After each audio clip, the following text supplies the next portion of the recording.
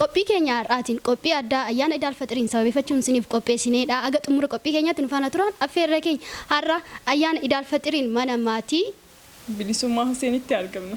Hundi keessanuu hordoftoonni amantaa Islaamaa baga ayyaana Iid al-Fixriin nagaadhaan geessan isiniin jecha turtii gaarii nu faana qabaadha.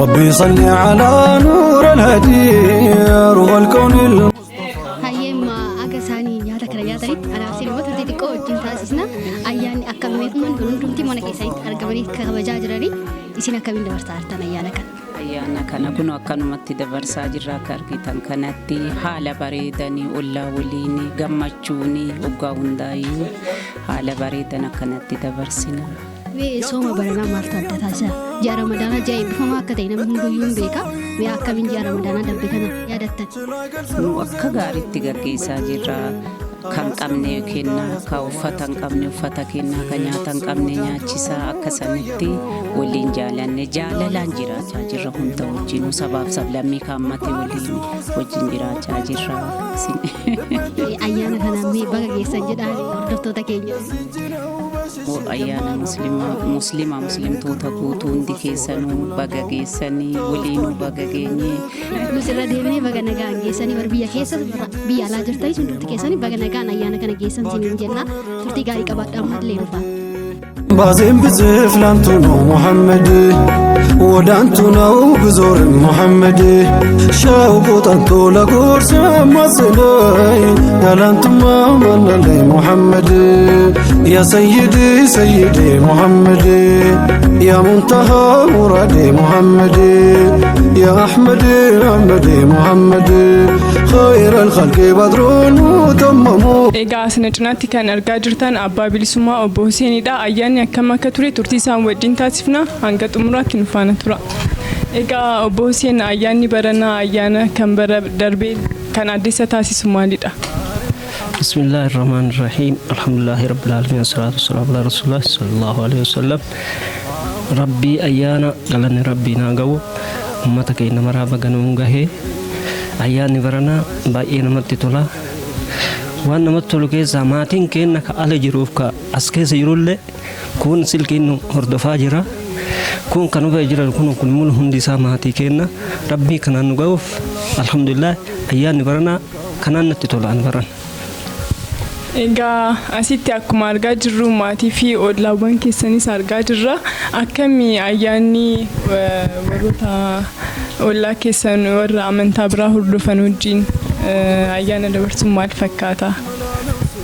Warra ollaa wajjin walitti dhufeenya baay'ee qabna.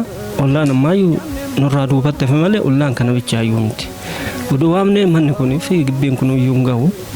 Haa ta'u namni yaada adda addaa waan qabuufi naannoo gahu keenyaaf alhamdulillah jireenya gaarii waliin qabna ollaa keenya. Kiristaana ta'e islaama ta'e nama tokko waan qoonne adda addaa laaluu qabna tokko taaneet waliin jiraanna akka maatii tokkootitti. Egaa turtii obbo Huseen wajjin abbaa bilisummaa Huseen waliin turtiisni kana fakkaata hanga xumuraatti nu faana tura. طافوبتي يا محمد وكيو سجاجاس فورسي فندا ولو ميلجا أيه أكمل جرتني كملت قلتوك أما كان أرجمنو ولا ماتي بلسما حسين بوكيتي أمنتي بروتي كان إنسان ردفني مي أمنتي ورا أمنتي مسلمة فانا أكمل أيانا كان أكدر ساجراني كان إنسان قافنو تان فانا ترى قلتوما متى الدنيا مسلمة مرام بقسنين كيجتشا maatii kana wajjin akka maatii tokkotti amantaan osoo addan baan wajjumaan bara dheeraa wajjin jiraanna ayyaana hunda wal waamne akkanatti gammachuun bashannanaan wajjin jiraanna. Amantii keessaniinis ayyaanni baay'eetu jira isaan akka kanatti simfaananii kabaju. Eeyyeeni gaafa ayyaana kiristaanaatis nu bukkee dhufanii nu waliin turanii nu wajjin gammadanii akka maatii tokkotti gaddaa gammachuus walumaan akka maatii tokkotti akka beeksisa tokkotti wajjin jiraanna. Mee uummata Oromoo maraanii amantii akkamiin osoo waliin qoodiin akka keessan kanatti kabajaniif maal dhaamtaniif? Ani kaniin jedhu akkuma ammaa kanatti akka isin jettan kanatti uummanni Oromoo mara amantaadhaan osoo waliin qoodiin tokkummaan kabajnee amantaa walii kabajnee wajjin jiraachuun baay'ee nama gammachiisa anja. Baay'ee guddaa galatooma. Maqaan kee. Ayyee hordoftoota keenya amma bilisummaa bukkeetti kan argamnu baageessee bilisummaa. Baga wajjin keenya. Ayyee ayyaanni akkamiin dabarsaa jirta? Fi waa'ee hojii keetirraa waan muraasa isaanii. Ayyaana haala bareedaa fi haala an dabarsaa jirra. Maatii, ollaa, hiriyoota akkasuma immoo warra miidiyaa isin wajjin dabarsaa jirra baay'ee namatti tola. Ayyee guddaa galatoomaa. Mee hojii kitaaba akka barreessitu beekna akkamii waa'ee kitaaba keetirraa waan muraasa isaa? Egaa kitaaban barreessa akkasuma immoo mana uffata aadaa qaba. Ayyee kitaaba kan kee maqaa isaatii fi waan kitaaba san keessatti barreessitu waan muraasa isaa irraa nu himi. Tole mata dureen kitaaba kiyyaa daandii isaanii jedha. Gabaabumatti seenaa qabsaa'ota Oromoo kan hamma ta'an of keessatti qabatee jiru. Seenaa gootota nama 24 of keessatti qabatee jira. Gootonni Oromoo nama 24 qofa osoo hin taane sanii ol 1000 waan ta'aniif boqonnaan barreessina.